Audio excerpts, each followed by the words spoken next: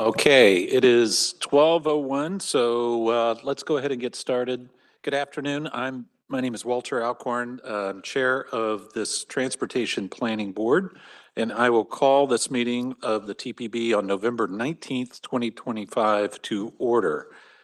Hopefully everybody can see and hear me both in the room and online. If anybody has any issues with audio or video connection, please email or text Conti or Lynn, and their contact information is in the email that we got with the agenda last week from Conti. So before we proceed with roll call and public comments, for the benefit of those observing via the YouTube channel, here is our plan per usual. We'll start with a roll call of members participating in the meeting and then confirm that we have a quorum. So when we get to the agenda items, I will have the presenters complete their briefing. Then I will invite questions or comments from TPB members. And this is a hybrid meeting as we have done before, but also as normal, I will start with TPB members present in the room. It's a lot easier for me to spot them that way, and then call for members online. Those participating virtually, please use the raised hand icon in your WebEx tool, and Lynn or Conti will assist me in calling on you to speak. Also, when you speak, please unmute and state your name and jurisdiction. And I will tell the folks participating online, you're missing some wonderful hot cider that we have the benefit of here as well. So for items that require us to vote, we do have one such item today. And after the presentation, I'll make a motion to adopt the projects and we'll look for a second to the motion. Whoever seconds the motion, please state your name and your jurisdiction. And after discussion on the motion for the vote, I will ask just for nays and abstentions and take the rest as yes votes. So let's go ahead then and jump into roll call. Lynn, would you please call the roll? Great, thanks. Okay, so I'm going to start by naming your jurisdiction. If you could state your name, we'll capture you. Also, if you're in the room, hopefully you signed the sign-in sheet on your way in. And if you're online, WebEx has a wonderful feature where we can find out exactly what time you come and go. So let's start with DC Council Charles Allen. DC Council Christina Henderson. Here. Thank you. DC Council Matt Fruman. He's definitely coming. DC Office of Planning. Rebecca Schwartzman, present. Thank you. DC Department of Transportation. Moving on to Maryland, City of Bowie. Charles County. Jason Groth, alternate president. Thanks, Jason. City of College Park. Frederick County. Mark Mishler, alt present. Thank you. City of Frederick. Kelly Russell, present. Thank you. City of Gaithersburg. Neil Harris is present. Thank you. City of Greenbelt. Kristen Weaver is present. Thank you. City of Laurel. Montgomery County Executive. Corey Pitts, present. Thanks, Corey. Montgomery County. Marilyn Balcom, present. Thank you. Prince George's County Executive. Victor Weisberg, present. Thank you. Prince George's County. Moving on to City of Rockville. City of Tacoma Park. Amy Weselick, present. Thank you. Maryland House of Delegates. Mark Corman online.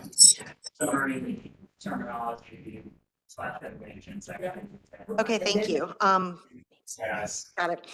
So I heard from Mark Corman for Maryland House of Delegates. Moving on to Maryland Senate. Maryland Department of Transportation. Jeff Anderson, present. Thanks. Moving on to Virginia, City of Alexandria. And I saw Kannick online. Hey, there you go. Thanks, Kannick. Arlington County. City of Fairfax. Tom Peterson, council member, present. Great, thanks. So Fairfax County. Walter Alcorn, present. Jimmy Bierman, present. Great, thank you. City of Falls Church. Dave Snyder, present for the City of Falls Church. Thank you. Thanks. Loudoun County. Mike Turner, Vice Chair. Thank you. City of Manassas. Sonia Vázquez Luna, presente. Thank you. Ashley Hudson, present. Thanks, Ashley. City of Manassas Park. Alana Mensing, present. Thank you. Prince William County. Victor Angry. And I saw Megan Landis as well. So Megan's out there, yes. Present. great. Thanks. Virginia House of Delegates. Delegate David Reed, present. Thank you. Virginia Senate. Virginia Department of Transportation. Bill Cutler, present. Thank you. Moving on to WMATA. Okay. Our ex officio members, Federal Highway Administration. I saw Janine. Janine Federal Ash, Transit present. Administration. Dan Koenig's here. Dan Koenig, FTA. Thanks. National Capital Planning Commission. Michael Weil, present. Thank you. Metropolitan Washington Airports Authority.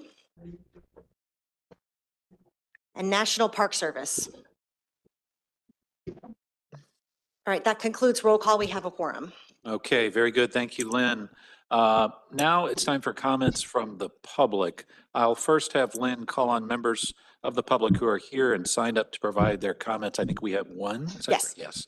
Yes. And that person will have up to 3 minutes. And after that, she will summarize the written comments that have been submitted earlier. So Lynn? Great, thanks. So Bill Pugh signed up to speak. Great. Welcome, Bill. Hi, good afternoon.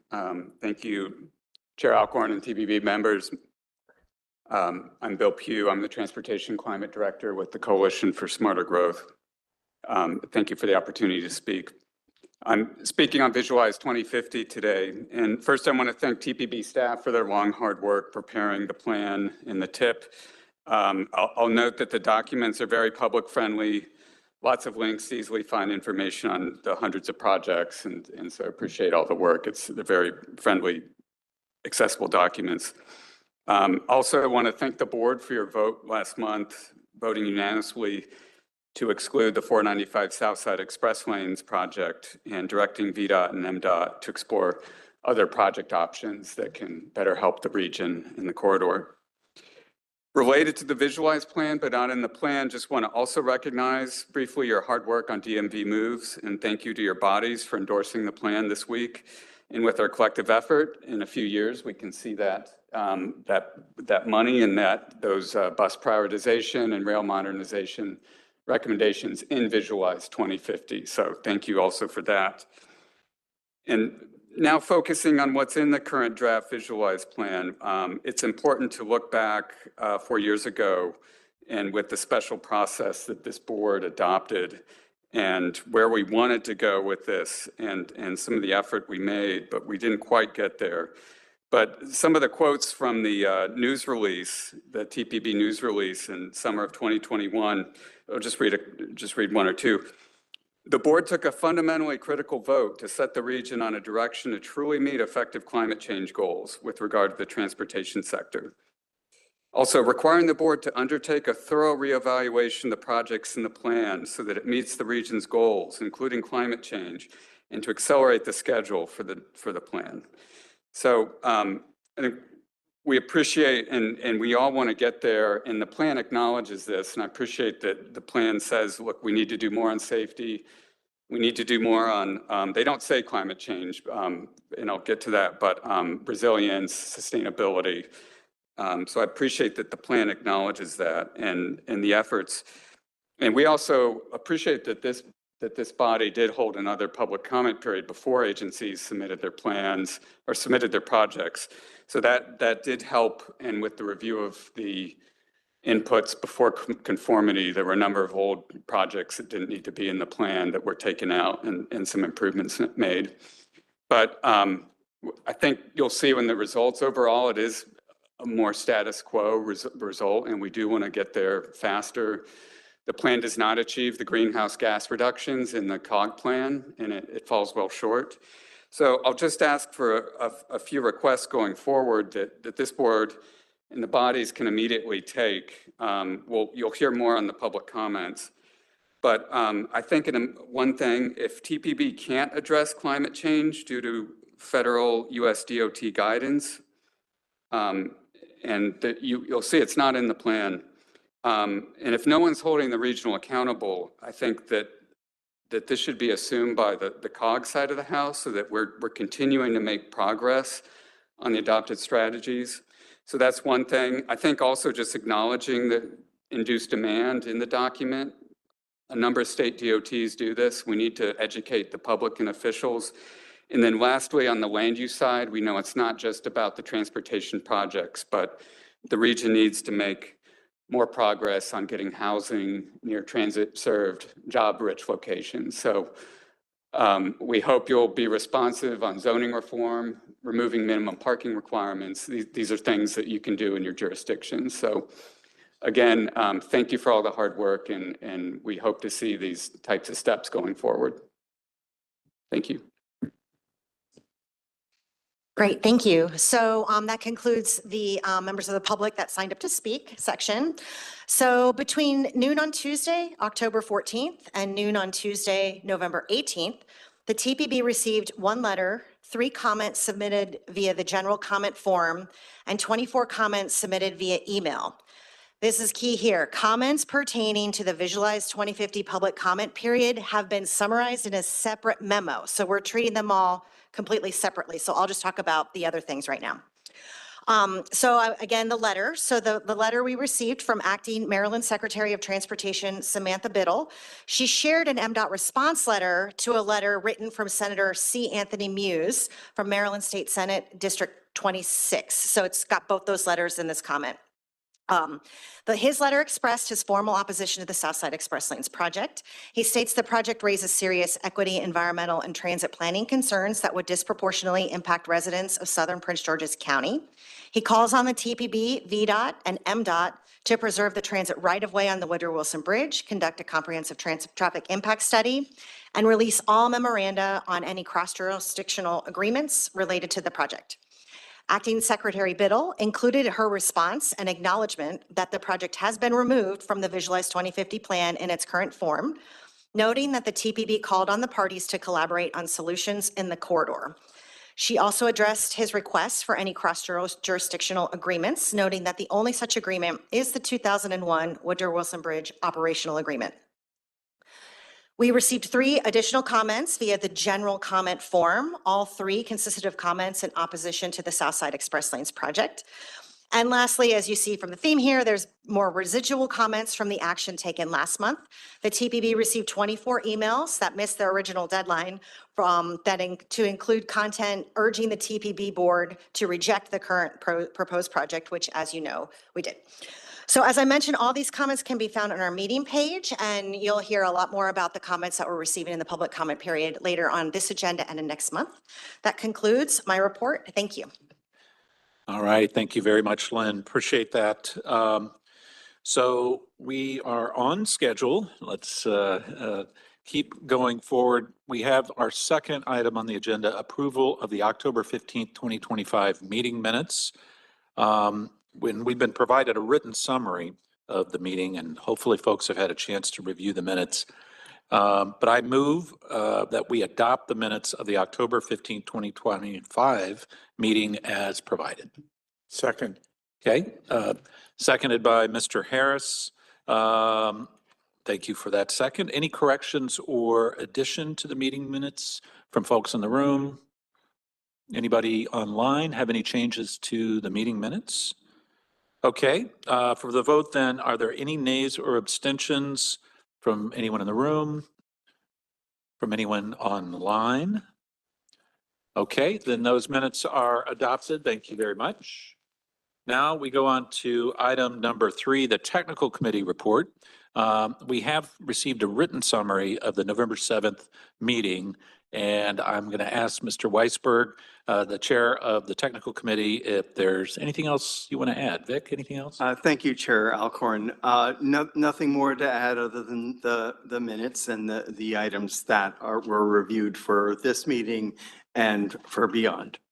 Wonderful. Okay. Any questions from anyone in the room for Mr. Weisberg? Any questions from anyone online? Okay. All right. So thank you very much. Appreciate that. We also have reports from 2 of our advisory committees. So that's moving on to item number 4, the Community Advisory Committee report and Access for All Advisory Committee report. So let's start with the Community Advisory Committee. And so we also have a written summary of that one. And that was a November 13th meeting, I believe. And so we have online, Mr. Daniel Papernick is online, I believe. And I'll ask Daniel if he could, well, is there anything else you want to add to what was in the written report? Yes, good morning, Chair and members of the Transportation Planning Board. I'm Daniel Papernick, Chair of the Community Advisory Committee. I'll just give a brief summary with some highlights of the meeting that we had on November 13th, which was held both in person and virtually. Our meeting began with the engagement in the public forum on the FY 2026-2029 TIP, which occupied the first hour and a half of the evening. And then after the forum, the committee spent a few minutes debriefing on the structure, content, and public engagement aspects of the event. And then in the time remaining, the committee received a detailed briefing from the TPB staff on the Visualized 2050 draft plan and the FY 2026-2029 TIP and the air quality conformity analysis. Staff members walked chapter by chapter through the materials that were open for public comment and explained how the public can submit feedback. And during the discussion, some CAC members did raise some questions. There was one on carpooling that really talked about the carpooling rate. And then there was one about lane miles, rail miles that really got into talking about the fact that there were 530 additional lane miles added in the long range plan. But staff really noted that the region has about 17,000 lane miles. So 530 lane miles increase is really only about 3%. And there was some concern over the balance of attention on transit versus roadway. But the transit aspect of the plan really is receiving over 60% of all the transportation investments through 2050, as staff explained. Staff also emphasized the city good repair that remains a major investment need. And members also asked about emissions, whether tire and brake pad emissions were included in the conformity analysis. Staff confirmed, in fact, that it is. It's in the EPA News model, and that the region is expected to attain the relevant air quality standards. So we definitely appreciated the comprehensive staff briefing and the opportunity to support the public engagement process for Visualize 2050 and the TIP. And that concludes my CSC report. Thank you.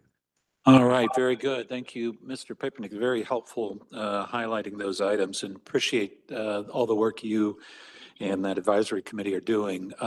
Wanted to see if anyone has any comments, questions from anybody in the room. Okay, anyone online with any questions, comments for the advisory committee? All right. Okay, thank you very much. Appreciate that report. Next, we have a copy of staff's written report on the Access for All Advisory Committee meeting, which was held on November 3rd. And I'll ask our staff, Laura Backup, if she wishes to highlight any aspect of that meeting for us, please. Thank you. Good afternoon, Chair and TPB members. I'm Laura Backel. I staff the AFA. We met virtually on Monday, November 3rd. The committee members received an update from the WMATA Access Advisory Committee, and DMV Moves discussed revitalizing the Reach a Ride program and leadership of the committee. They also got a detailed briefing on the Visualize 2050 plan documents. Regarding the AFA organization and leadership, the proposal we have is for co-chairs for the AFA, one from the member organizations and one from ex officio members. Since there wasn't a significant number of members in the November 3rd meeting, we will leave the matter open for any further discussion, after which the recommendation will move to the TPB. The goal is to have the new leadership structure in place by February 2nd when the AFA meets again. That concludes my remarks. Very good. Are there any questions? Anyone in the room? Anyone online? Okay, don't see any. All right, thank you very much. Appreciate that. All right, moving on. Item number 5, we have, this is the steering committee actions and report of the director. We've got a copy of the director's written report. And I'd ask Staff Director Conti if there's anything you would like to highlight for us. Yes, thank you, Mr. Chair and members of the board. The steering committee met on November 7th.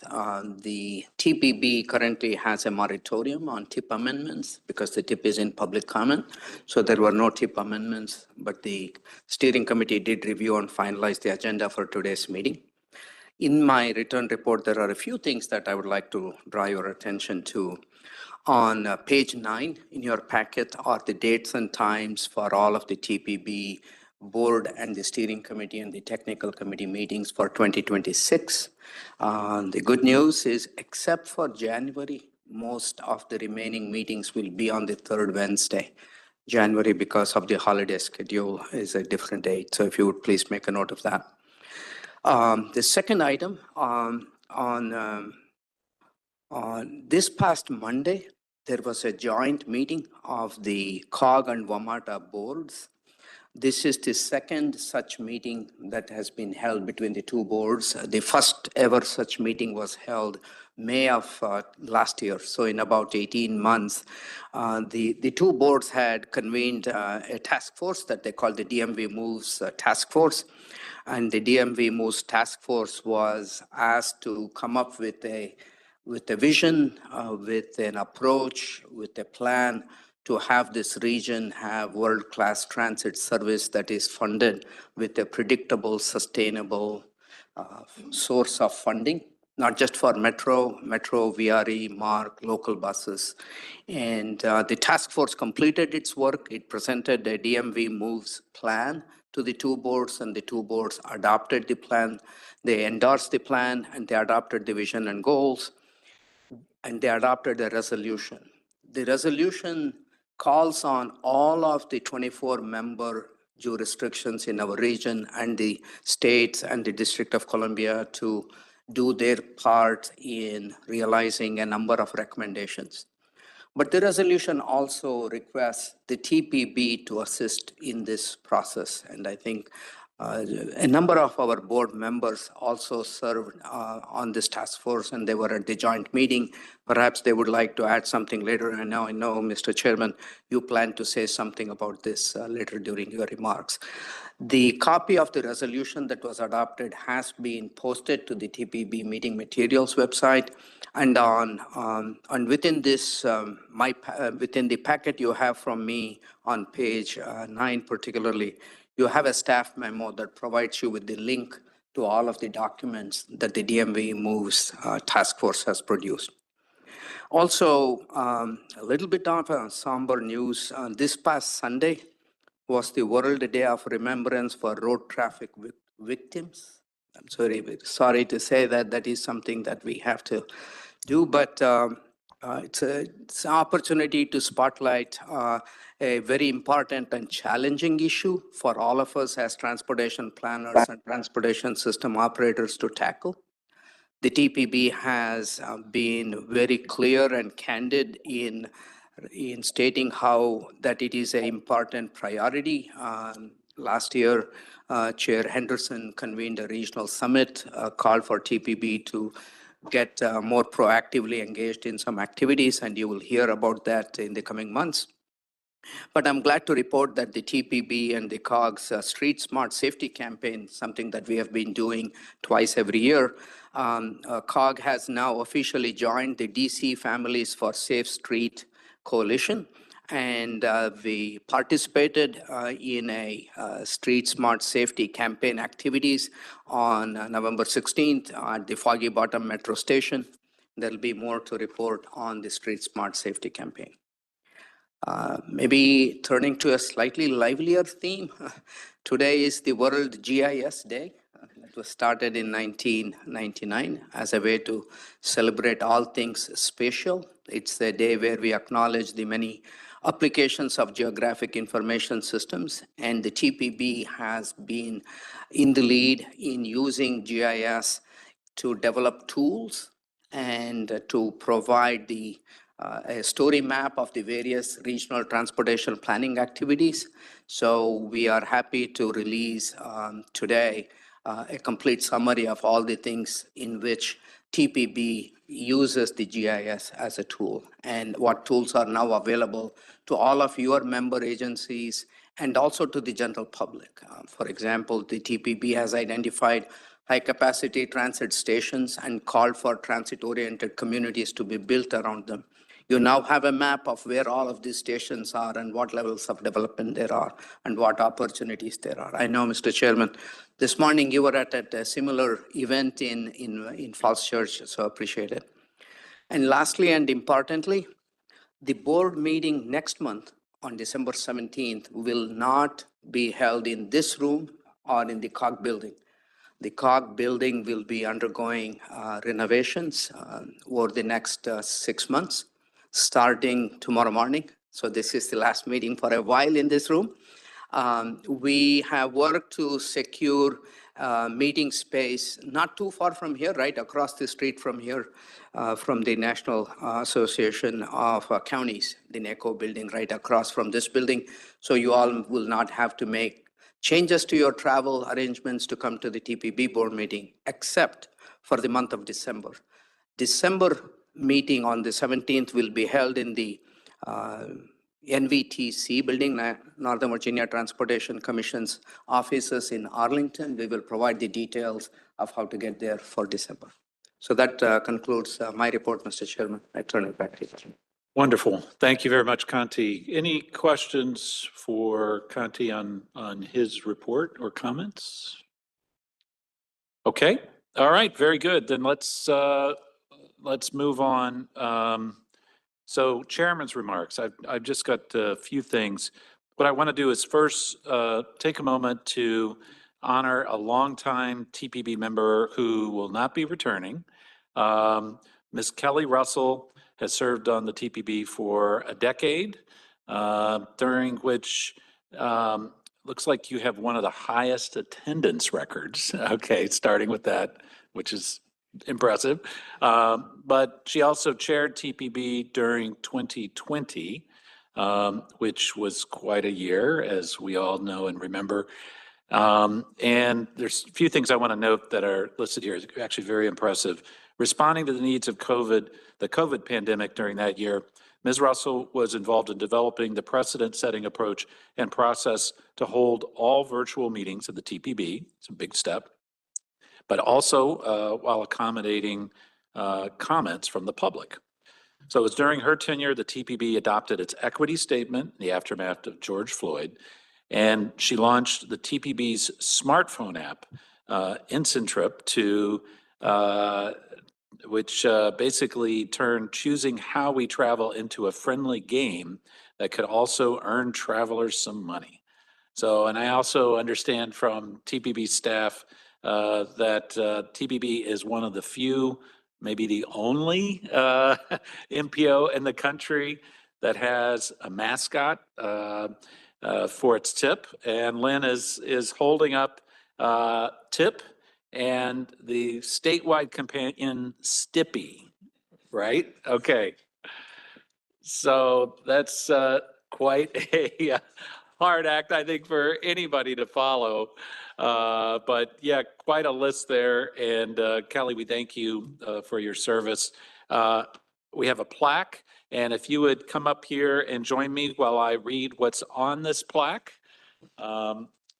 It's a certificate of appreciation. The National Capital Region Transportation Planning Board at the Metropolitan Washington Council of Governments hereby presents this recognition of gratitude and esteem to Kelly Russell for her distinguished service to the TPB and the people of the region as Transportation Planning Board from 2014 through 2025, signed by me, Walter Alcorn, the TPB chair.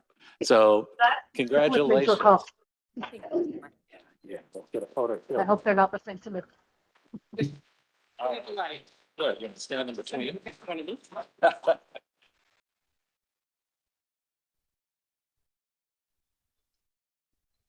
Thank you so much. Thank you. Nice job. Okay, very good. So just a couple more things in Chairman's remarks.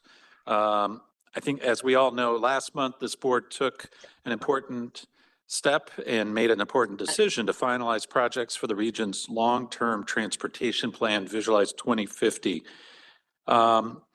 So while the focus, a lot of the discussion and public comments were about a project, as we know, it's a much bigger plan, and it's really more than just highway and transit projects. So later today, we're going to have our staff review the various other elements that are in the plan and how they all come together to advance a shared regional goal or set of goals that the TPB has adopted and is actively pursuing. So we're not going to take any action on this today. That's coming next month. But this month, staff will walk us through the contents of the plan. And I think we're on time, so we should have plenty of time for that, and then time for questions or comments from any TPB members. So I think, as has been mentioned, you know, the information that we'll see is pretty accessible, and hopefully folks have had a chance to read up on some of it ahead of time as well. So this does involve basically the actions of the 23 jurisdictions in WMATA have taken to really come together at the regional level to address these needs regionally, which is obviously what we need to do. So one other thing, Conti had mentioned this in his remarks, but that was the joint meeting, the COG board and the WMATA board, which was on Monday, and adopted a resolution that both talked about our region's goals and commitment to working together to provide the region with world-class transit.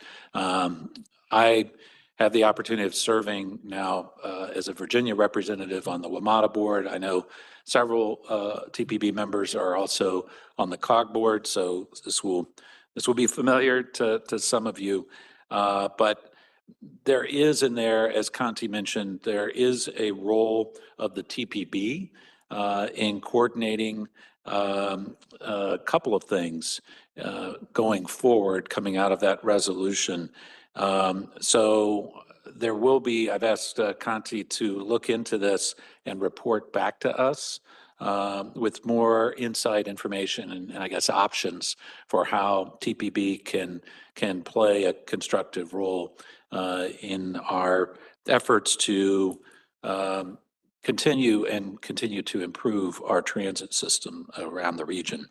So this is going to be coming up next month, and so this is one of those exciting things that's coming along quite well.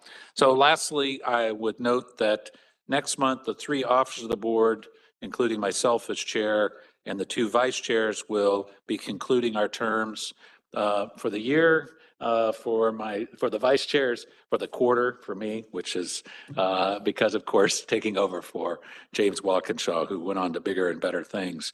But our staff director, Conti, is going to be working with a few of you to bring us nominations for all 3 positions next month. So with that, if there are no other comments or questions from the group, then we do have one action item for this month, and that is item 7 on the agenda, transit within reach. So let's move on to that then. So one of the ways in which TPB is helping make transit more accessible is through our Transit Within Reach Technical Assistance Grant Program. So our staff, Vicki Codello, will brief us on the projects selected to receive the grant and ask us to approve these recommendations. So Vicki, take it away.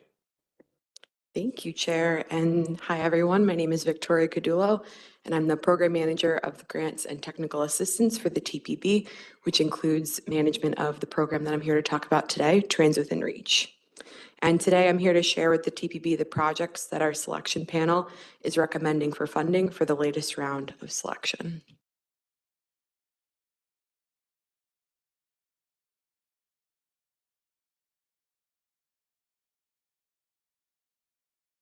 So the purpose of the program is pretty simple. We see a prime opportunity to take advantage of a major regional asset, which is our transit system.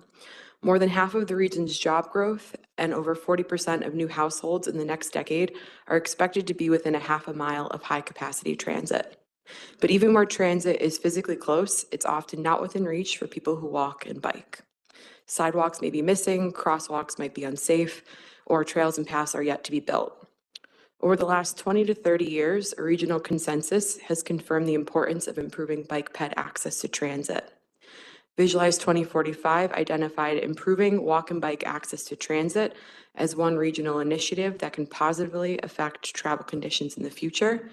And to promote implementation of that initiative, the TPB established the Transit Within Reach program.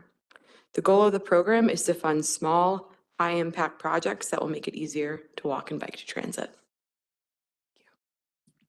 The model we use to run this program is pretty identical to the model that we have for the TLC and the Regional Roadway Safety Program.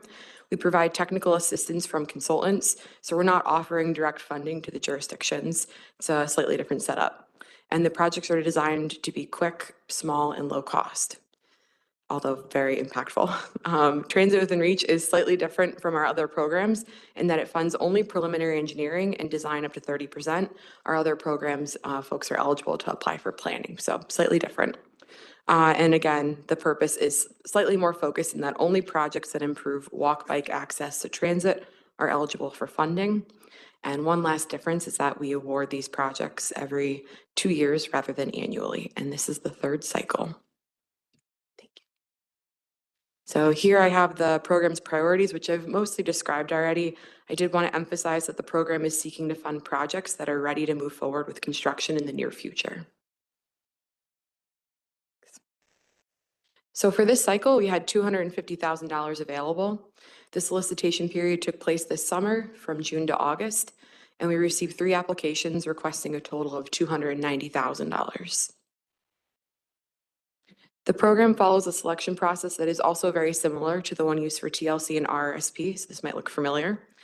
In addition to having a few TPB staffers on the selection panel, we also included the chair of the TPB's Regional Public Transit Subcommittee, and because the chair was not available, the previous chair of the TPB's Bike Ped Subcommittee were on the panel. And each panel member individually scored the applications, although, of course, we met as a group to find consensus and determine what the final funding should be as a recommendation to the TPB. So here I have the titles and jurisdictions and the funding amount that the selection panel has recommended for funding. And on the next few slides, I'll get into details on each project. Okay, so the first project is the Sunrise Valley Drive Protected Bike Infrastructure Project, and it's located in Fairfax County. This project will fund 30% designs for about 1.5 miles of on-street protected bike infrastructure on Sunrise Valley Drive between the Innovation Center Metro Station and the entrance to the Innovation Center Metro and Frying Pan Road. The project will improve pedestrian and bicycle access to the Innovation Center Metro, as well as 4 bus routes, and it's also within a COG-designated high-capacity transit station area. The project will improve walkability and improve bike connections between the Metro and numerous medium and high-density housing developments, restaurants, shops, hotels, parks, and trails.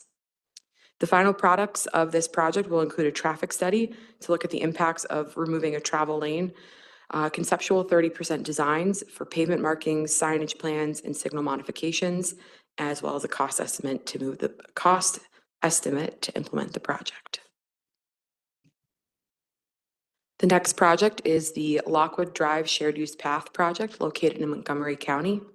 This project will fund 30% design for a shared use path on Lockwood Drive from Oakleaf Drive to New Hampshire Avenue, and will extend the existing shared use path on Lockwood Drive by an additional 0.2 miles.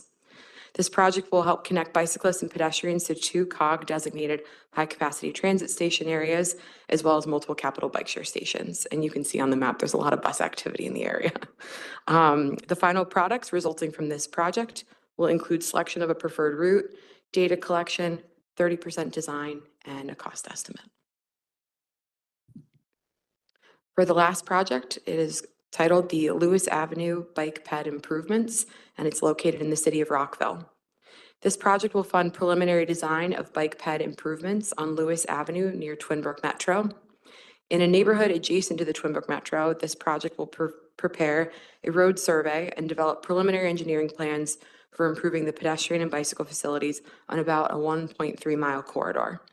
The project scope will include developing recommendations for the type of separated bike facility on Lewis Avenue between Rockland and Halpine Road, as well as traffic calming, pedestrian improvements, and shared bike lane treatments on Lewis Avenue from Edmondson to Rockland Avenue and on Ardennes Avenue from Halpine Road to Holland Road. Traffic calming devices could include curb bump outs, speed bumps, improved signage, and more. And lastly, I'd like to note this project is in the vicinity of previous TLC projects, so it's really great to see momentum for improving bike ped access in the area near this metro. In closing, I want to mention that all 3 projects appear likely to move forward with final engineering and capital funding and, in the end, construction in the near future. So we believe these are very practical projects to fund at this time. As far as next steps, should the TPB approve funding of these projects, I'll immediately get started on the procurement process and hope to have the projects launched in early 2026. All right. Thank you very much, Vicki. Really important stuff. I know many of us, I think probably all of us, have the challenge of retrofitting our transportation infrastructure to accommodate bike ped. This is a huge issue, and projects like these definitely help. We do not have a resolution to adopt, but just a vote on the recommendation. So before I ask for the vote, are there any questions for Vicki on the program or on these projects that are being recommended? Anyone online? Okay. I see no questions. See and hear no questions. Okay, then for the vote, let's go ahead and move forward with this recommendation from staff. Are there any nays or abstentions from those in the room here? Okay, any nays or abstentions from anyone online? Okay, Lynn, Conti, I don't think there's anybody, you're not aware. Okay, all right, then that motion carries. Okay, thank you very much, Vicki. Thank you, everyone, for moving forward with that, our only action item for the day. So we do now have, and we're a little bit ahead of schedule. Let's see, I'm not sure that'll continue, but let's see how this goes. We now have information items, and we have the draft Visualize 2050 National Capital Region Transportation Plan, the FY 2026 through 2029 Transportation Improvement Program, and the Air Quality Conformity Analysis Report of the plan and TIP.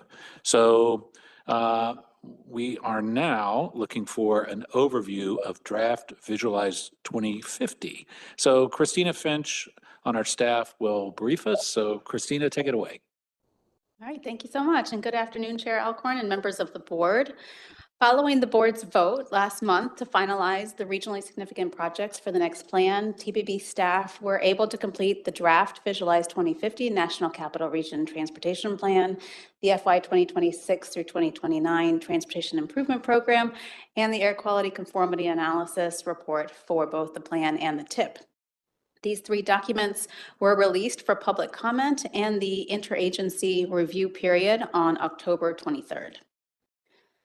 In my presentation today, I will review key details of each, the plan, the TIP, and the Air Quality Conformity Report, all of which are available online for download or reading in a flip book. So if you haven't yet had a chance, you have a few more days during this comment period and then up until through December.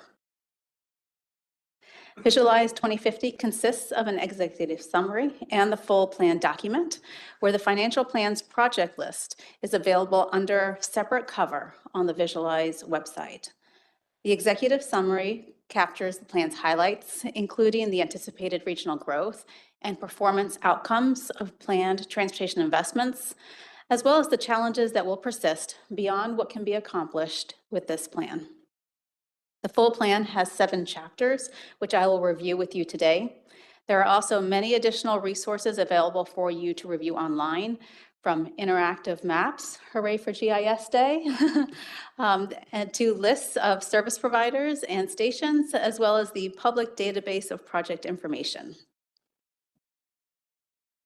This first chapter provides a simple overview of the region, the TPB's vision, principles, and goals, and acknowledges that TPB's goals, which are safety, well-maintained infrastructure, travel time reliability, efficient system operations, affordable and convenient mobility options, environmental protection, resilient region, and livable and prosperous communities, all align with the 3 states and federal transportation goals.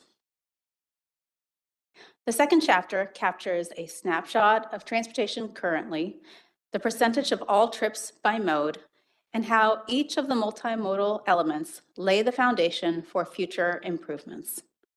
TPB's travel demand model estimates that 41% of all trips today are made by people driving alone, 40% are people riding together in cars, 12% are walking and biking, and 7% are on bus and rail transit. So you may have already reviewed this map documenting the current multimodal system in 2023. This map was a product which we published early in the development of Visualize 2050. The interactive nature of the map allows you to zoom in to see more local features, such as bicycle and bus routes. So you can consider this map to be a historical marker in the region's continuously evolving multimodal transportation network. Anytime you see this icon on the top right, which says online resource in the plan, you can know that there is more information available on the website. Chapter 3 is the current system performance report, reflecting on how the system is performing in the areas of access, reliability and congestion, safety and security, maintenance, and system management.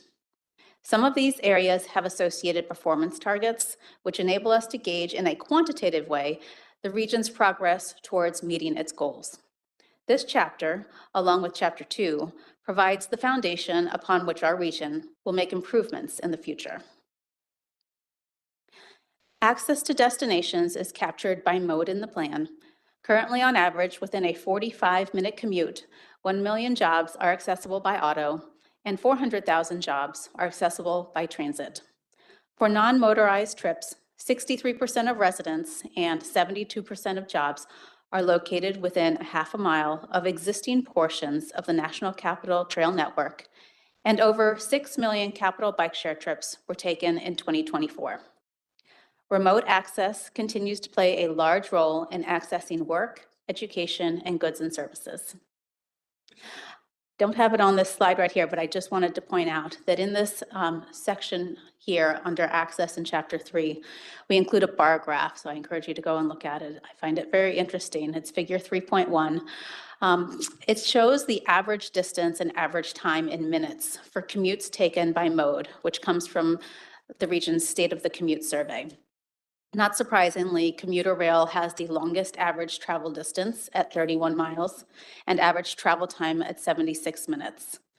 Bus and metro rail have the second longest travel times at around 50 minutes, though driving alone or carpooling have the second longest travel distances at 16 to 18 miles. For biking, 4.5 miles is the average commute distance, and for walking, 1.3 miles is the average commute distance. So I find that this information really helps us to think about planning for future services and connections, seeing the time and distances by mode that are currently common for commuting. In terms of providing transportation services for seniors or people with disabilities, The region currently has over 100 service providers, which are all listed on our website. And later in this meeting, you'll hear from Sharice Sansbury about the Enhanced Mobility Grant Program, which supports some of these services. On the plan website, you will find these maps showing the current access to jobs by auto, which is the map on the left, and by transit, which is the one on the right. And where you see on these maps, more pink or dark purple, more jobs are accessible by that mode. So whether it be auto or transit, you can access more modes the darker on the scale you go, up to pink, so within that 45-minute commute. Certain areas of system performance have performance measures and targets, and reliability and congestion is one area where the TPB regularly assesses its progress towards adopted targets. Although the data and reporting are continuous, for the purpose of this plan, we are generally reporting on the most recent available prior to when the sponsor agencies began submitting their projects in 2023. It was that performance information and context upon which the new improvements were selected. In this case, for reliability and congestion, the data is from 2022, and at that time, all of the targets were met for roadways. With 122 million daily vehicle miles traveled, 10% of all roadway lane miles were congested. The TPB's travel model estimates average daily delay in 2025 to be just over 4 minutes, with interstate commute trips certainly experiencing longer delay than other trip types, which may not experience any delay.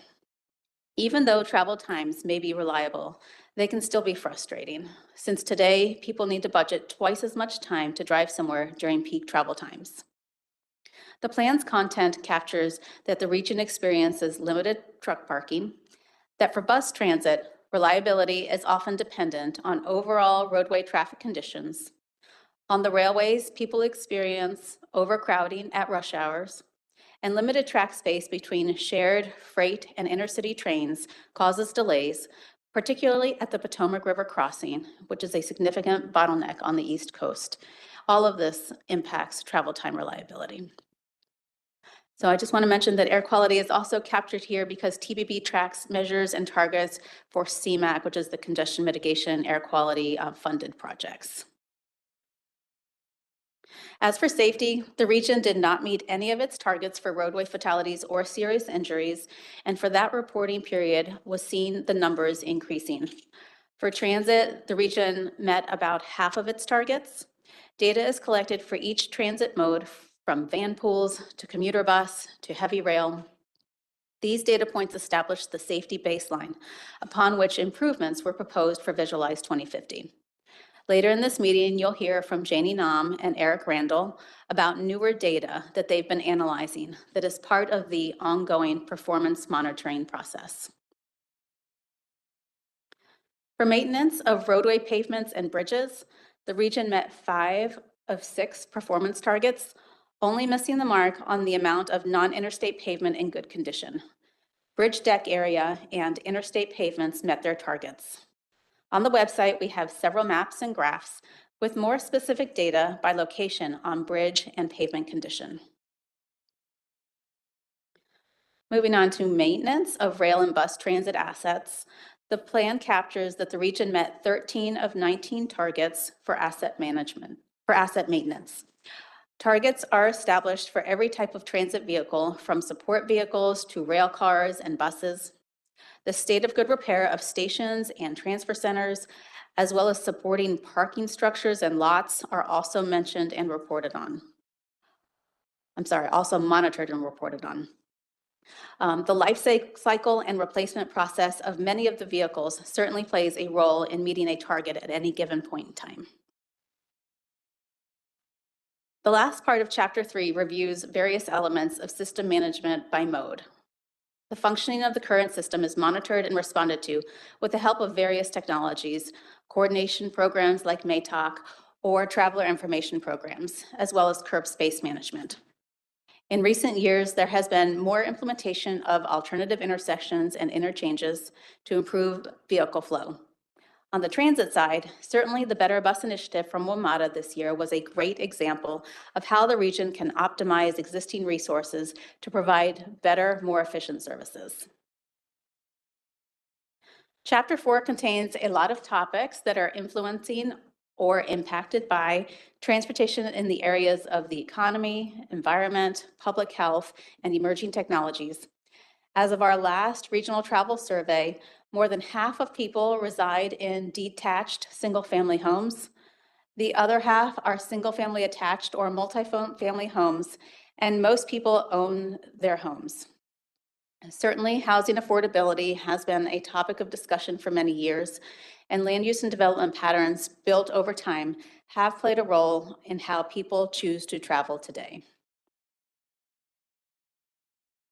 A huge factor to consider in our future mobility and accessibility throughout the region is how many more people will be living and working here in 25 years compared to today. Despite year-to-year fluctuations, over the long term, the region is still forecast to grow 21% in population and 24% in households and employment. And the land use and development patterns approved by local governments over the next 25 years for where new housing and job centers are located will have a direct influence on how people will choose to travel. The forecast of population and jobs, activity centers, and activity density maps on the website show the current versus future population and job densities. And you can use the slide feature on those maps to go between today to 2050 and see where in the region job growth is anticipated to take place, and where it is expected that places will remain about what they are today. So as you can see, there is a lot to think about as the region grows and evolves. And we've calculated how many people are expected to live and work in regional activity centers and near high-capacity transit stations. Those numbers are provided in this graphic shown on the screen, and there is certainly more opportunity to increase housing in activity centers and near high-capacity transit. As for the environment, resiliency is a topic that is discussed much more in this plan, as a lot of work has been done in recent years to assess the risk to transportation assets from natural hazards. The plan discusses how transportation is related to public health, as well as emerging technologies, and in particular, the transition to electric vehicles and how the region can prepare for anticipated growth in more EVs. Chapter 5 is the financial plan for future investments, which shows how much money is going to be available to the region over the next 25 years and where that money is expected to come from. After summarizing those revenues, the plan then identifies where that money will be spent for capital expansion, state of good repair, or maintenance and operations activities, either for highways, bicycle and pedestrian modes, or for transit. In total, we expect just under $300 billion to be available and invested through 2050. Overall, more than half of revenues will be from state sources.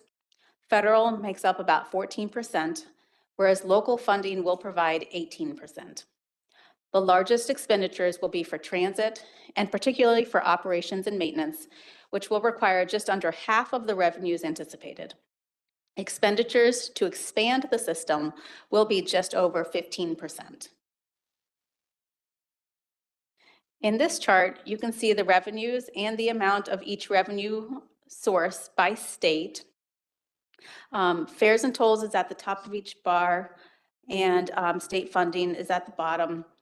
The financial analysis showed that the forecast revenues are reasonably expected to be available to be implemented for these planned expenditures. This table summarizes how the project and program expenditures in the plan support the TPB's goals, recognizing that one discrete project or a grouping of many similar projects can meet multiple goals. As I mentioned earlier, the list of investments in projects and programs is part of the plan, but published under separate cover. You can find the list by clicking on the icon that you can see on the left side of the screen that's under Plan Resources on the website. This information reflects the outcomes of the TPB's zero-based budgeting activity. Moving on to Chapter 6, the region's 2050 transportation network by mode is presented along with the system's forecast performance in key transportation areas, including access, congestion, and the environment. On the plan's website, there are plan resources available to dive deeper into some of the specific improvements that we were able to map. Not every line item in the financial plan expenditures can be mapped, but the ones that can give enough context in the maps to show where the region is planning to make improvements. You'll find one map for bike and pedestrian projects, which is the first one shown in green on the screen. Though many more bicycle and pedestrian projects will be built over the next 25 years, we just don't have all of the details for them. The next one is for transit, and then the one at the top of the screen is for all roadway improvements. Chapter 6 continues what was started in the previous chapter by completing the reporting on how the Visualize 2050 planned investments are implementing TPB's priority strategies to meet regional goals. This plan touches on the strategy to bring jobs and housing closer together, as well as mode-specific strategies, such as expanding the express highway network, increasing the frequency and capacity of transit, and improving walk and bike access to transit, just like the presentation that we heard just before this one. In 2050, the forecast shows a key shift in travel where across all trips, there will be more people riding together in cars than people driving by themselves, with fewer miles driven per person. The model shows more congestion and delay on a typical day, with fewer jobs accessible by auto in 2050. And there is forecast to be small growth in daily transit ridership, though more jobs will be accessible by transit in 2050. The biggest increase in high-capacity stations will be in the inner suburbs. Walk and bike trips are forecast to increase 2% for all trip types and 1% for work trips in 2050. On the website, the accessibility to jobs maps have information about the change in access by auto and by transit across the region. On the access to jobs by auto map, which is the one on the left, more places will experience a decline in the number of jobs that can be accessed within a 45-minute commute, particularly within the suburbs of Loudoun, Fairfax, and Prince George's counties. For access to jobs by transit, more places will see greater access to jobs by transit, particularly in the region's core. So then Chapter 6 delves even more into the role of land use and how geography varies from the region's urban core to the inner suburbs to the outer suburbs. The modes available and the way land use and transportation are connected in each geography plays a role in how many trips are forecast by mode for all trips and for just work trips. So some interesting statistics are shared here on the screen, and I'll mention just a few. In the region's core, more than half of work trips are forecast to be by transit. In the inner suburbs, transit use is anticipated to be used 3 times more for work trips than all trips. And in the outer suburbs, auto-based work trips are greater than all work trips combined from the region's core. As for the environmental forecasts, I will be talking more about air quality in a few minutes. But as for system resiliency, our staff review of the projects and programs found that many will include features that contribute to resiliency, including the transition of buses and locomotives to zero-emission vehicles. In this last chapter of the plan, Chapter 7, the plan acknowledges that everything will not be fixed and perfect with the actions and funding identified in this plan. Challenges will still exist, and several key challenges are acknowledged, including traveler safety, insufficient transit revenue to sustain, let alone increase, services, anticipated risks to infrastructure from natural hazards, and antiquated infrastructure at Union Station, limiting service and capacity, not just for regional travel, but for inter-regional travel along the East Coast. Despite the continuing challenges, the region has a really strong history of good collaboration. And I think that the DMV Moves action on Monday is a great example of that. So the region has this history of successfully implementing policies and developing projects that have substantially improved people's lives. And this is expected to continue in future planning efforts and result in even better plans and travel experiences for people in the future. So that concludes my remarks for the plan. I'm going to move on to the tip now. So the FY 2026 through 2029 Transportation Improvement Program is a listing of planned financial obligations and associated projects and program activities to demonstrate how the visualized 2050 plan will be implemented in the first 4 fiscal years between 2026 and 2029 of the 2050 plan. And Christina, let me interrupt you. There's supposed to be a color for suburban Maryland. That's not a big blank. So anyway, just FYI. It's very light blue. So contrary to the funding in the Visualized 2050 plan, which is all reasonably anticipated, the funding in the TIP has been secured through federal and other sources. This TIP includes 355 records with planned obligations in the 4-year period totaling over $17 billion. There are 209 discrete projects that have over $8 billion programmed in these 4 years. There are 32 grouped projects, of which each grouping may contain tens or even a few hundred discrete projects of a similar nature, totaling over $6 billion. And whereas ongoing programs, which is the last one on the row there, have over $3 billion programmed in this TIP. So suburban Maryland and Northern Virginia have almost the same amounts programmed, each with 31% of that $17 billion, followed by WMATA at 26% and DC with 12%. So apologies for the pie chart being light colored there. As for the types of activities, expansion projects are the ones that are typically regionally significant or use federal dollars and must be programmed in the TIP. As such, there is over $11 billion planned for highway expansion, $2.3 billion for transit expansion, and $4 billion for other activities. Many records include bicycle and/or pedestrian accommodations. That's my quick summary on the TIP, and I will now move on to the air quality conformity analysis report. So throughout the plan development process, we here have frequently mentioned air quality conformity. This is a federally required analysis that ensures transportation plans like Visualize 2050 do not prevent the region from meeting its air quality goals under the Clean Air Act. The region has attained the air quality standard for all of the Clean Air Act's criteria pollutants except for one, ground level ozone. Conformity requirements therefore only apply to this one pollutant. The states and the district submit plans outlining how the applicable air quality standards will be attained or maintained. And these are known as state implementation plans or SIPs. As part of the SIP, limits are established on the total emissions from on-road vehicles, known as motor vehicle emissions budgets. The region's conformity analysis must show that estimates of total emissions fall below the budgets to ensure that the applicable standards are attained and maintained. One of the primary inputs into the conformity analysis is the details of the projects themselves, which is why the vote last month was so important, so we could finish this analysis and report.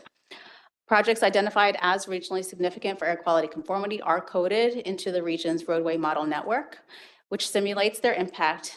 And those projects, if you want to take another look at those, are listed in Appendix B of the conformity report. Details of these regionally significant projects can also be found on the Visualize 2050 interactive project map, which shows these and other non-regionally significant projects that are in the plan. And I'll also point out that the project list, which is on the Visualize 2050 website, also has a column in there that says RSAQ, so regionally significant for air quality. So any project that is listed there, if you're curious if it was in the conformity analysis, you can see from that table. In the SIP, the and the air quality conformity analysis, so the ozone precursor pollutants, are volatile organic compounds, VOCs, and nitrogen oxides, NOx, and these are evaluated instead of ozone directly. The EPA's Motor Vehicle Emissions Simulator, or MOVES model, is used in combination with the TPB travel model to estimate the total on-road vehicle emissions of VOC and NOx.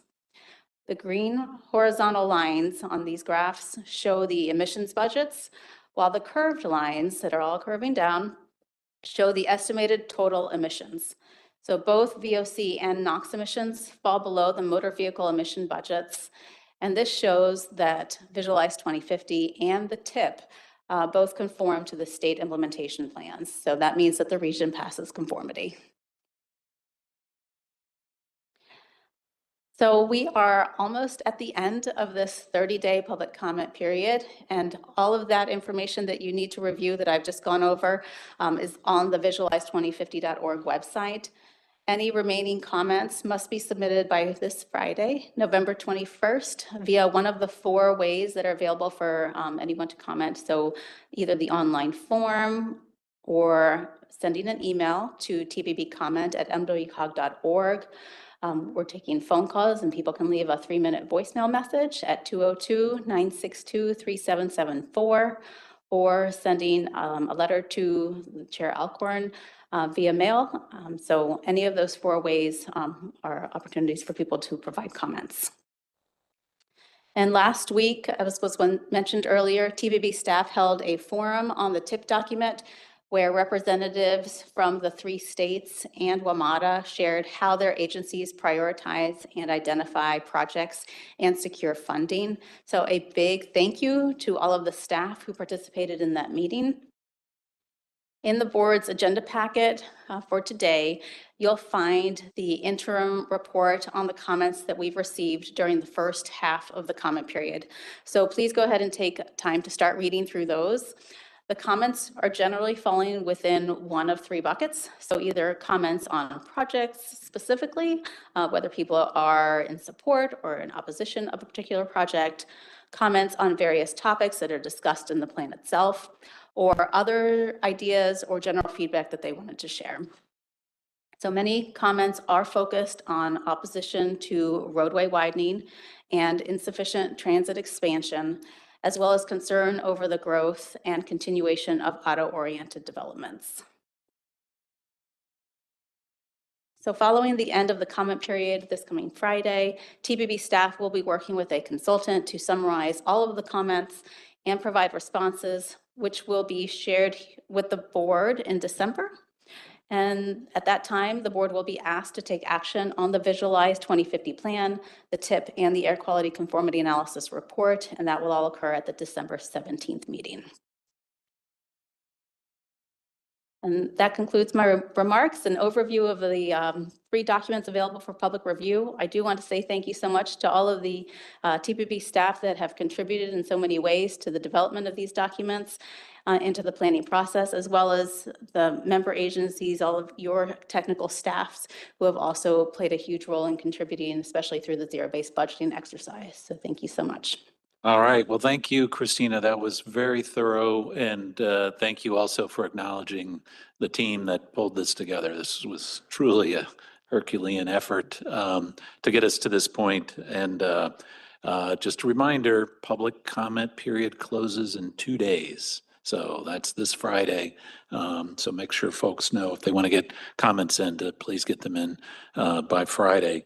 And I'll just, one observation, some of the information, particularly in the plan phase, is pretty sobering. Particularly looking out at 2050, our region is a really big boat, and moving it in any one direction or another is not a fast process and not a cheap process, particularly as it relates to mobility. So clearly we have a lot of work to do, but this plan is extremely helpful in getting us to the air quality goals that we have, but also understanding where there are investments and also regional issues that need to be addressed. So thank you. I'll just open it up then for questions from Christina. Anyone in the room have questions or comments? Okay, how about online? Any questions or comments? All right. Well, Christina, thank you very much. Again, we'll be acting on this next month. So I would encourage everybody to take a look and read through these materials. It's very, very good stuff, and it really does provide some information that you just don't see anywhere else. So I know this process is the culmination of a lot of work over these last few years. Conti, would you like to add anything? Thank you. Just wanted to make a couple of observations to the point you made about the size of this region, the legacy system, the transportation system that we have, and the legacy of land use and the activities that are spread over this land use. We are about 3,600 square miles, about 6 million people, 3.5 million jobs, right? So every household in our region on a typical day makes 10 trips. Every household. Only 20% of them are related to commuting to work. So all the other activities, 80% of the trips are for other activities. It helps. That is why Christina was pointing out when we this time looked at what are the average travel distances and how do those distances vary versus over the geography of this region. The regional core is the District of Columbia, Alexandria, and Arlington. Very dense communities, very richly endowed with transit, very richly endowed with a network of walk and bike. And if you look at their transit mode share, that is what it reflects. But if you look at the outer jurisdictions, majority of the jobs that are in the regional core are being filled by people who don't live in the regional core. So they need to commute from outer distances. So you have people traveling on our commuter rail who are spending on average 90 minutes each way, and they're traveling about 50 miles each way to commute to those trips. That is the system that we have. So within this system, what investments both on transportation and what policy investments could be made on land use to try and address this mobility and accessibility challenge. With that, the thing that, that really impressed all of us as practitioners is over the many long-range plans that we have seen in this region, we had seen that the transit mode share was hardly moving between now and 20 years, 25 years into the future with all the investments. But this time, it is going up by an entire 1%. Yes, it is 1%, but it is 1% of 15 million trips that are being made every day. So we are moving that 1% away with the investments. And if you look at the investments in transit, majority, 80% of the investment in transit is to maintain this system. It's not to invest. This is why DMV moves becomes very critical. It is calling for additional investments that can improve the efficiency, the service, and attract and drive ridership gain. So that is one. The second thing, the growth in this region, we are expecting to add 1.2 million people. Austin, Texas has 1.2 million people. Dallas, Texas has 1.1 million people. On top of our region, that is the growth we can expect. The size of Dallas, the size of Austin to come and join us over the next 25 years. And remember, each of that household that comes will make 10 trips per day. And they're only going to make 20% of that for commuting. So how do we provide for all of that? And if you look at it from that context, this plan, Visualize 2050, is saying on a per capita basis, each of us in 2050 will be traveling 3 less miles a day in 2050 than we are doing today. That doesn't mean we are not making trips. We are still making 10 trips a day, but fewer miles. That means land use is coming together. People are able to walk or bike, and they don't have to go as far either to access a job or for other societal needs. So it's a large area. It has a legacy of issues, but the investments, particularly in Visualize 2050, is moving the needle. And that's why Chapter 7 becomes important. We acknowledge there are gains being made, but we are also very candid to say there will still be challenges. And this region has often risen up to the challenges, and we hope that we will be able to do that as well. Conti, thank you very much. I appreciate those comments, putting some context into this. It reminds me a little bit, I don't know if anybody in this room or online was around in the late 90s. ULI did a regional planning exercise with Legos. And I recall being there and finding that very sobering because no matter what you did with the pieces, the fundamental infrastructure in terms of the land use pattern that exists today and the transportation network changed very little. Frankly, it remained mostly the same. And I think we're still seeing that some 25 or more years later. That said, the investments, I think, do make a difference. I know for those of us that are involved in land use, that is something I know many of us talk about and take to heart. I know one of the things in Fairfax County, we are exploring actively beyond just making sure new nodes, new communities are pet and bike friendly. We're also now actively looking at how we can make those new communities transit ready.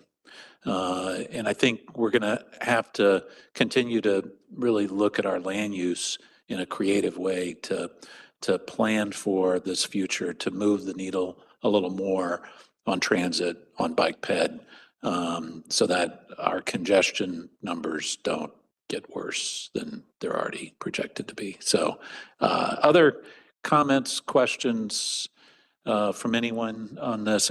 Conti, again, thank you for that. Anyone online have any additional thoughts or questions? Okay, very good. Then let's keep moving.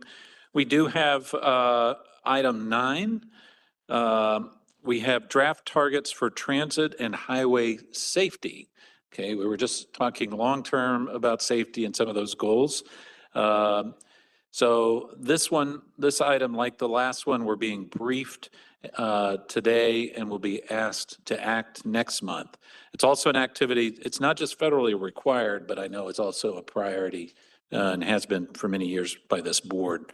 So we have 2 parts, highway safety and transit safety. And I'll ask staff to brief us on both, and then we'll have an opportunity for any questions at the end. So please do note down any questions as we go through the presentation, and then we'll capture those at the end. And we'll start with our staff, Janie Nam, who will brief us on roadway safety targets, and then followed by Eric Randall, who will brief us on the transit system safety targets. So Janie, go right ahead. Thank you, Chair, and good afternoon, everyone. I'll be spending a few minutes today briefing you on our regional highway safety targets, which are required as part of our performance-based planning and programming reporting requirements. And then I'll hand things off to my colleague, Eric Randall, who will cover the transit safety targets. As in past years, I'll be providing a report on the region's safety performance in 2024 and how it compares to targets we adopted for that period. And then I'll spend some time discussing the projected targets for the next 5-year period, 2022 through 2026, and share staff recommendations for the next set of regional safety targets. The setting of highway safety targets originated with a 2016 FHWA final rule that encouraged states and MPOs to apply a data-driven and strategic approach to improving safety on public roads.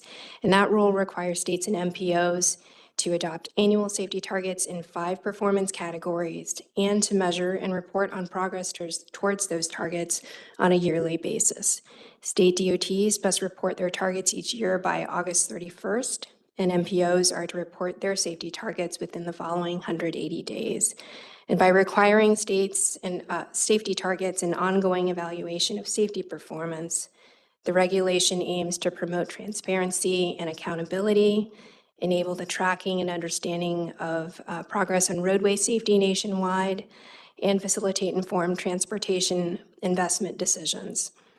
And note that while the final rule refers to the targets as highway safety targets, they apply to all public roads regardless of ownership or functional class. And these are the 5 performance measures that MPOs and states must set targets for. They are the number of fatalities, the rate of fatalities per 100 million vehicle miles traveled, or VMT, the number of serious injuries, the rate of serious injuries per 100 million VMT, and the number of non-motorized fatalities and serious injuries. And these must all be reported as 5-year rolling averages. I also want to mention that for this exercise, we follow the federal definition for fatalities, which is any person who dies as a result of a motor vehicle crash within 30 days of the crash. And in the next few slides, I'll review the region's performance in 2024 against its 2020 through 2024 roadway safety targets. So this graph shows our regional safety outcomes for fatalities and the fatality rate. And the big development in 2024 was that our region experienced a 5% decrease in the number of fatalities, with the first decline. This is the first decline since 2018. These numbers are still elevated compared to pre-pandemic levels, when the average annual fatality count was 293 fatalities. But it does appear that the trend is finally beginning to bend in the right direction. And this decrease is also reflected in the fatality rate.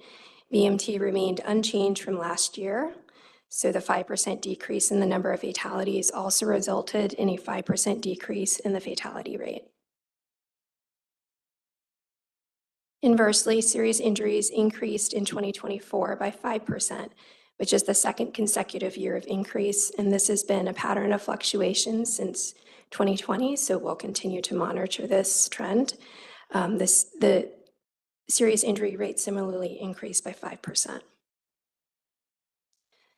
And another positive outcome with non-motorist fatalities and serious injuries is that it declined by 10% between 2023 and 2024.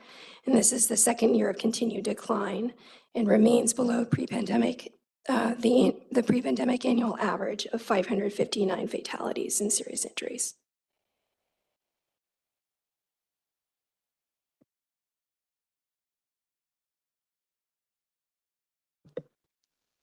Here are key factors involved in fatalities and serious injury crashes in the region based on a study we recently completed. Intersections and speeding are the top 2 factors involved in fatal and serious injury crashes, and we'll be presenting findings from that study at the start of 2026. Just to recap, the data shows that the region made positive progress on fatalities in 2024. Fatalities remain elevated compared to pre-pandemic levels, but are finally trending in the right direction. And the fatality rate continues to decline for the 3rd consecutive year. And inversely, serious injuries saw a modest increase of 5% in 2024, but remain below pre-pandemic levels. And pedestrian and bicyclist fatalities and serious injuries continue to decline for the 2nd straight year. And going back to targets, the final rule requires that performance measures be based on 5-year rolling averages rather than annual tallies. And because our region is comprised of 3 different states, TPB staff uses an approach that applies each state's methodology to their respective portions in the region and then combines them into a regional composite target. Historically, the TPB's policy has also been that if a calculated target is higher than the previous year's target, we cap it at the previous year's level, so we don't recommend a higher target this year than was adopted last year. And this is what we've had to do, for example, with our target for the number of fatalities, which has been capped at 253 deaths since 2018. Comparing the 2024 outcomes to the targets set by the TPB in December 2023 for 2020 through 2024, our region fell short of meeting those targets. And again, these targets and performance outcomes are based on 5-year rolling averages, so they reflect our performance over the last 5 years.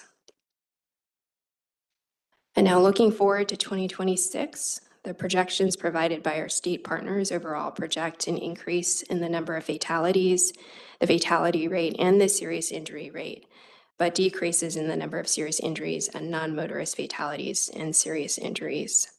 Because the TPB process caps targets to avoid recommending targets that are less aggressive than last year, the targets in the black box are what staff are recommending for the TPB's consideration.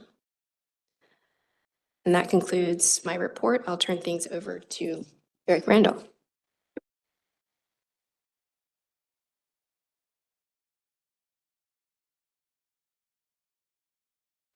Right, and thank you, Janie, and good afternoon, Mr. Chair and members of the board. I'll be making a very similar presentation to Janie's, but this time talking about safety performance, transit safety targets, and transit safety actual numbers. Moving on to the next slide. Did the clicker... Thank you, that helps. So again, this is a federal requirement under the performance-based planning and programming regulations. I'll be covering the measures, their applicability, who has to actually do them, in other words. Talk about the 2025 draft targets. This is actually the other way around from Janie. And then what happened in 2024 and next steps. So this is a federal requirement for agencies to set targets every year. This is transit agencies. And not only do they have to set targets, but they also have to develop agency safety plans. So there's actually a lot of other work that transit agencies have to do for these new federal rules, of which targets are only one. And as of last year, they now have to annually set targets, though, for 14 measures. That's a change from the previous requirement when it was only 7. So we end up with a big table, which you'll see in a couple slides. But once all the applicable transit agencies or transit providers in the region set targets, then MPOs have, again, up to 180 days to also set annual regional targets for all the transit agencies in our metropolitan planning area. So these are the transit safety performance measures. Again, 7 were just added last year in 2024. Many of these are very similar to what you saw for roadway safety in terms of fatalities, fatality rate, serious injury rate. There's also items like major events, which talks about fires or derailments or collisions. And then you can see that some of these new targets that FTA has established are actually like subcategories. So under collision rate, you have pedestrian collision rate and vehicular collision rate, which are subcategories. Similarly, we have more detail on transit workers. And also, really should be called safety and security performance measures because they've added these targets on assaults on transit workers and rate of assaults on transit workers. And lastly, we talk about system reliability, which is the distance between a significant failure on the transit system. So again, these have very detailed definitions in the requirements, but this should give you a flavor. And of course, we provide more information that you can look up if you're more interested in these details. So very similar to the way we do the roadway safety targets, we take the targets from each of the providers of public transportation in the region. So again, TPB staff is not changing what the transit agencies are setting themselves. Again, we are just amalgamating them or putting them together, compiling them. So very similar for number targets like fatalities, injuries, collisions, we take the total number from all the providers for each mode, and I'll speak to that in a second. For rate, we have to add up the numerator and the denominator separately. So we take all the numbers and put them on the top, and then we take the denominator, which is vehicle revenues miles, and we add that up for agency A plus agency B plus agency C, and then we put it together and it comes up with an overall rate for the region. Similarly, mean distance between failure, our system reliability is also a rate measure as well. So applicable regional agencies, the FTA only has this rule apply to agencies that receive federal funding, and that can be either direct recipient, which in our region are Metro, DDOT still for another few months, MDOT, and PRTC, Potomac Rappahannock Transportation Commission, as well as subrecipients. So in Maryland, money flows through the Maryland Transit Administration to the 4 local systems in our 4 Maryland counties. However, you won't see the Northern Virginia transit systems up here because they do not take federal Section 5307 funding. So we're only talking about the major providers plus the local Maryland providers. So here's the big complex table. So again, we have 14 transit measures across the top: fatalities, injuries, safety events, assaults, collisions, reliability. And then we have to set targets for each mode. So what is a mode? It's a different way of transportation. So heavy rail, which is Metro Rail. Streetcar, DDOT streetcar. DDOT will go away, but when we have the purple line, we'll have to add back in light rail. Urban bus, which is most of the local bus providers in the region, plus Metro bus. We have commuter bus, which is MTA commuter bus, operating in this region, and PRTC, but does not include Loudoun County commuter bus because, again, they're not a federal recipient. Demand response, which is those paratransit systems, including Metro Access, but some of the others in the region, and even van pools, where we do get some funding for van pools, including those even funded by the National Capital Region Transportation Planning Board. And that all goes into this calculation. So I want to talk about the 2025 targets briefly. No agency sets any target greater than 0 for fatalities. Truthfully, we just don't see that number of fatalities. Thankfully, there are obviously occurrences, we'll see on the next page, but the numbers are so low, it's very hard to get sort of a statistical number about them. However, when we start talking about injuries or safety events, you can see that we have several hundreds every year on the various modes of operation. And again, we're putting everything together. The red font there, again, represents an increase in the target figure from 2024. So you can see sort of how the numbers track across the region by each mode. Again, this is all very complex. And now it gets even worse because we're trying to show actual performance for 2024 versus the targets that were adopted just last year, again, for the first time for many of these measures. I'll be frank, this is a work in progress. Many of the transit systems, the smaller systems especially, didn't have a methodical way of collecting and reporting this data. And dealing with the federal database isn't always very easy, particularly if it's shut down. So the data being reported into the system, I think, still has a lot of opportunity for improvement. These are the numbers that we're able to pull from the database. So again, that is meant to be the ground truth database, but looking at the local numbers, when we do the actual analysis, sometimes these numbers just don't make much sense. So it's an area for improvement, particularly now that we've had like a second year of doing the new performance measures. We're hoping to look next year, get the providers in and talk about, okay, what's actually happening with these targets? What does your internal data show? What are some of the factors and causes for injuries and accidents, and what's happening to road transit workers out there, and hopefully come together with some sort of report by the end of next year, maybe, on what's actually happening out there in the region for transit safety. But going back to these targets and measures, again, we do have typically a handful of fatalities associated with our transit system.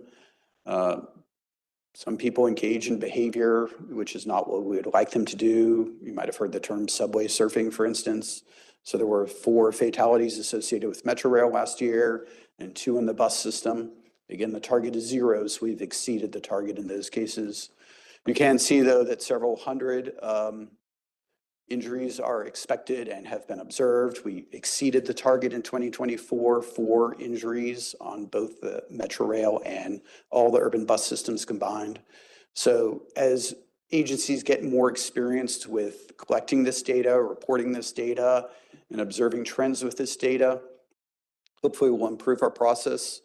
And even going back, these targets, this ruling came out just as the pandemic hit. And obviously transit ridership was significantly impacted by the pandemic. So really, we only have a couple years of data that's only now really starting to become reliable and establish a clear trend from year to year. So it's typically it's a great area of growth for us in the coming year.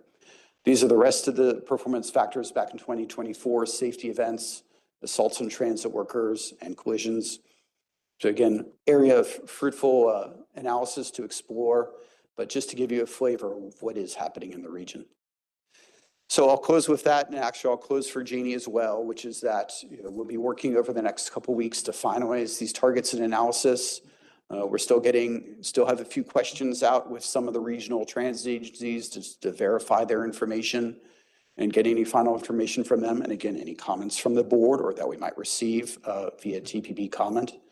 But our planned schedule is to bring these final targets back to the board in December 17th so that we can get them approved and meet the required deadlines. And then again, we have to submit all these adopted targets to the state DOTs, who again oversee us as an MPO in accordance with written agreements that have been established between us and all the agencies for the PBPP or performance planning reporting. That concludes my brief. And again, I'd like to thank my colleague Pierre Guinord, who actually put all the information together. He was not available to present today. I'd also like to thank all the transit staff from across the region who provided much of the information that you saw. And with that, Jeannie and I will be happy to answer any questions. Thank you very much, Eric. Appreciate both of your presentations. I'll state something that maybe looks a little obvious to me, but it looks like transit might be a little safer. Is that correct? Yeah, I think that's right. There's I heard once recently from somebody. I think this is relevant as we see more technology being implemented in all of our transportation systems, that we have to keep in mind that our society tends to tolerate death by human accident in a very large way. That's a very elastic toleration, but death by machine is not tolerated at all, even if it's shown to be safer well, anyway, we've got a long way to go on some of these safety numbers, and I did see some red there, particularly with highway safety. So any questions, comments from TPB members, anyone in the room? Anyone online? And I see Mr. Snyder has his electronic hand up, I believe. Thank you, Mr. Chair. So a couple things, and I'll focus on the roadway safety. In the past, I think TPB has provided some background information about various programs that we're pursuing to try to address the unacceptable numbers that we have to report each and every year. And I want to see if we can, maybe this next year, push the research deeper into are there any places in the country or in our region that have put together successful interventions that have really dropped the numbers of serious accidents and fatalities in a significant way, as well as the various programs that TPB has evolved over the years. And I appreciate all those programs. So that would be my question. Is there a plan, and I suspect there will be, to provide some background information, a little bit more about what are the causes of underlying these numbers and some examples of what we can do about it. But I hope this coming year we can dig deeper into some of the research that might be available from public and private sources. So I'm sure Conti and Lynn have an answer to this. And Mr. Chair, thanks for the opportunity to ask this question. Certainly, Mr. Snyder. You're right in the sense that the TPB has done some work on it. With regards to the specific causes in our region, some of the primary drivers of this unacceptable statistics, whether it is fatalities or serious injury crashes, we've done 2 full cycles of data research, so we are able to tell you not just what is the number 1 cause nationally, but what is the number 1 cause in the national capital region. So we have that data. In terms of what strategies are most effective we did a detailed study and identified a whole bunch of strategies covering the roadway engineering side, covering the public educational side, covering the enforcement side of safety. And then last year, the Federal Highway proposed a new framework for approaching and improving roadway safety. We had them come and brief the board and the tech committee. So we have a bunch of studies that are currently underway. We anticipate bringing the results of those studies for the next 2-3 months to the TPB, and Jenny will be able to briefly describe some of those studies. So safety remains our number one priority in terms of looking for opportunities to do some region-specific work to help inform the decision makers. And our state DOTs are very engaged. They too are very focused on trying to bend the curve.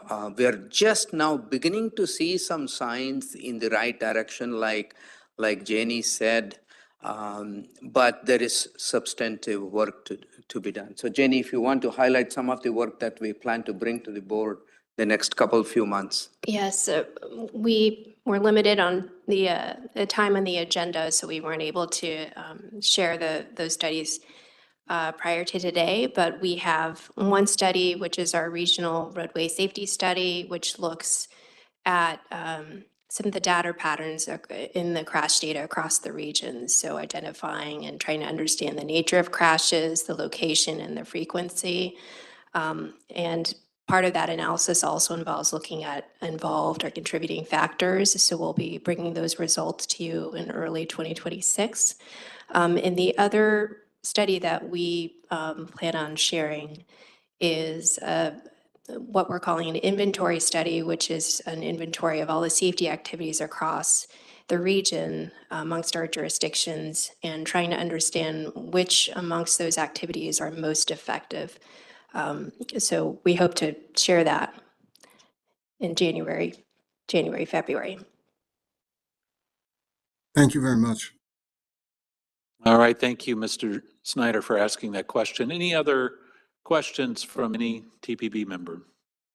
Mr. Chair. Oh, yes. Thanks. Just to follow up on one of the studies that you're talking about, I saw statistics on the role of speeding. I was wondering if you were also going to be looking into the role of speed. The role of speeding in contributing to the Speed as opposed to speeding. So just the normal roadway speeds. Our study did not look into that, but we could look into that as a factor in future studies.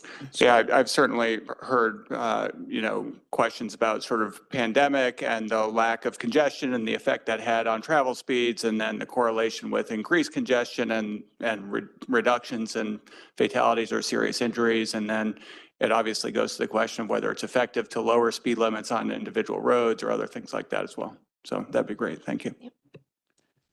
Yeah, thank you. Great question. Appreciate that. Other questions? Mr. Chair, this is Dave Snyder. One other question. Yes, please.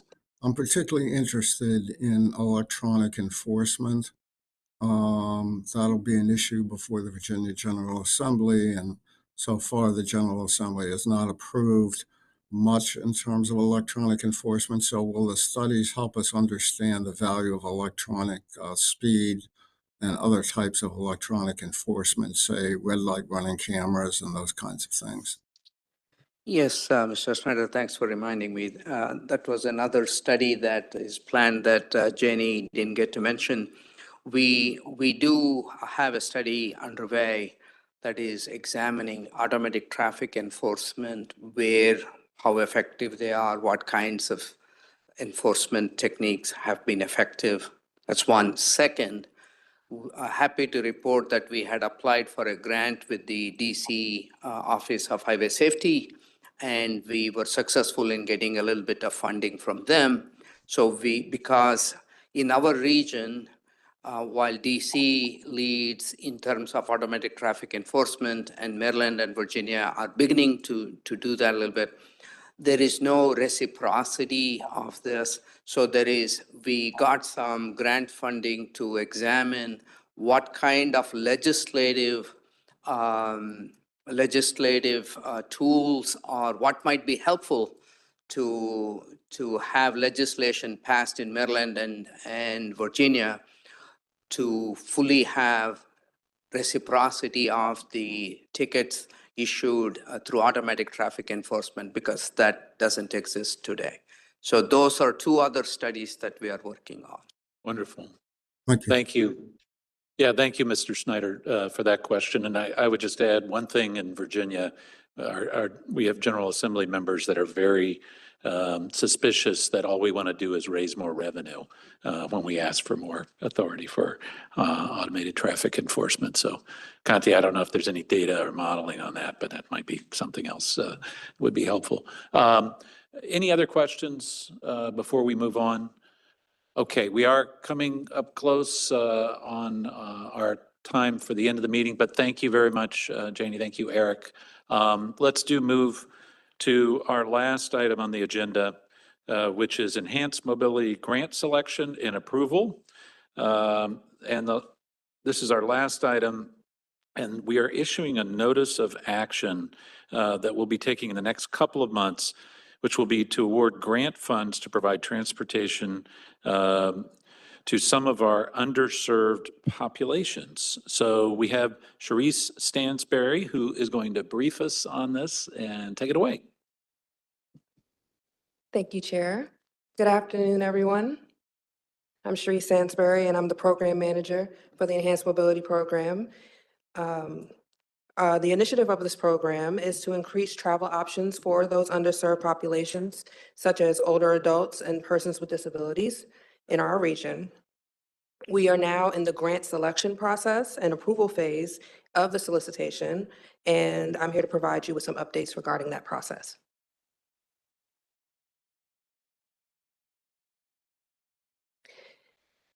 The 2025 grant solicitation began in June 2025 and is now in the final stages. The pre-application conferences were held in July, and the application window was open from August 1st to September 30th. Eligible projects have to benefit populations within the urbanized areas shown on the map on the screen. And capital projects are responsible for 20% of matching funds, while operating projects are responsible for 50% of matching funds.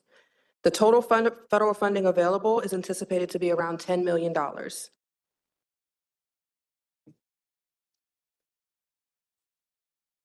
So here's a snapshot of this year's application results.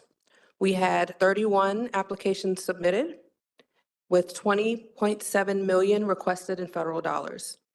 We have about $10.8 million federal dollars available, so it was about 1.92 for every dollar available that was requested. And we have 138 wheelchair accessible vehicles that were requested as well. The bar graph shows how our enhanced mobility funding has increased each round, whereas in this round, which we call EM7, or the 7th round of funding, is at the highest. And we had 5 applications from DC jurisdictions, 17 from Maryland, and 9 from Virginia.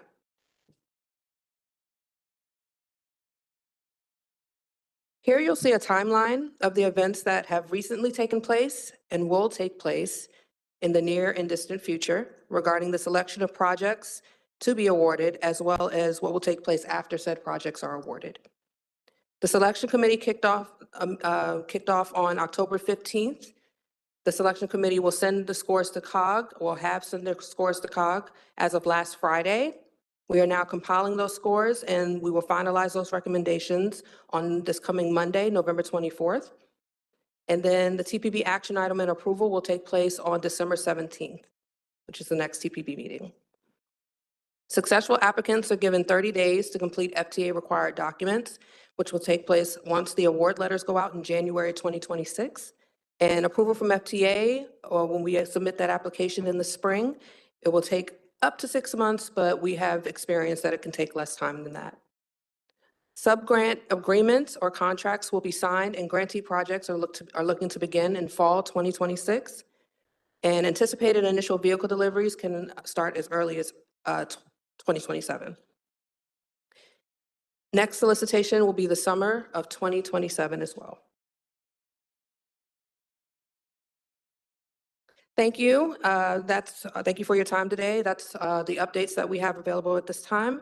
My contact information can be seen on the screen for anyone who'd like to reach out to me offline, and I'm happy to answer any questions.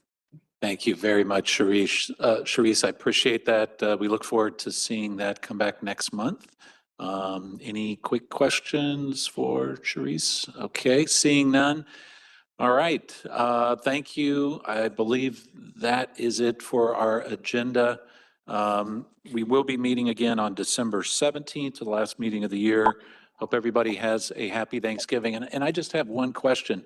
What's going to change in the room with the renovations? Is this going to look really different in 6 months or? No, the boardroom is pretty much approaching its final state of appearance. So no significant change, perhaps a little bit upgrade to our AV system with our cameras. And the end wall there where we display the pictures of our past chairs. That'll change a little bit. We'll get caught up with some electronic age. But you will see substantive changes in the lobby area and in the offices. And there'll be more of a coordination and a collaboration space for members of the board when you come here. Right now, oftentimes members want to sit down and have a chat, and we are always looking for somebody's office who is not there. So we'll have some dedicated space for you all. So the rest of the offices will be much better. We have offices with the same carpets from 1989 when we moved in. So a bunch of my colleagues are looking forward to the renovation. So. Very good. All right, thank you very much, Conti. And One thing I forgot, December 3rd, COGS Annual Awards Luncheon in DC, DC Water Office. It'll be a lot of fun. If it was a lot of fun last year, you must all have received a reminder email from Amanda yesterday. I would encourage all of you to please come. There won't be any staff presentations. There won't be any briefings. It is all just getting together end of the year, capturing what a great region this is. So I invite you all to please come. Thanks. Fantastic. Thank you, Conti. And remember, our December 17th meeting is going to be in the NACO building, NACO headquarters, right? The December will be in the NVTC building in Arlington. December's at NVTC. Yes. Don't come here. January. Okay, all right. New Year will be in NACO. Okay. And also, they'll be hybrid, so not to worry if you're afraid to set foot into a new space. Our folks have already been there and tested it out, so the virtual folks, you will feel no different, but we would love for you all to come join us. And crossing the river's okay. We don't bite in Virginia. It's okay. It's metro accessible, walkable. All right, thank you, everybody. We are adjourned. Thank you.